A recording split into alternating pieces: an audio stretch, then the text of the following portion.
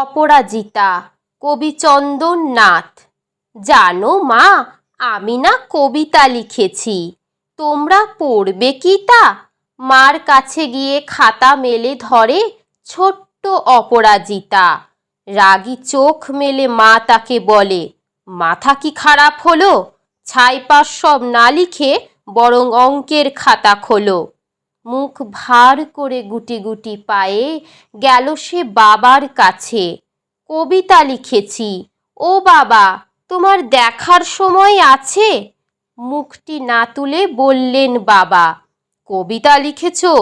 বেশ, পড়ব তো বটে, আগে খবরের কাগজটা করি শেষ।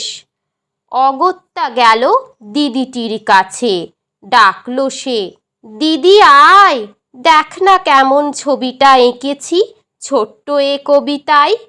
দিদির দু চোখে টিভি পর্দার ঝলমলে রোশনাই। বলল, কবিতা? তুই লিখেছিস? কবিতা না ওটা ছাই। অপরাজিতার চোখ ছলো ছলো, বুকে কান্নার ঢেউ। তার লেখা এই প্রথম কবিতা দেখল না পড়ে কেউ। একা ঘরে বসে সামনে তাকালো মালাতে সাজানো ছবি। স্নিগ্ধ দু চোখে রয়েছেন চেয়ে সহজ পাঠের কবি।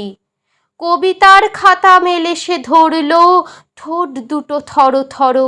বলল, ঠাকুর, কেউ না পড়ুক, তুমি এ কবিতা পড়ো।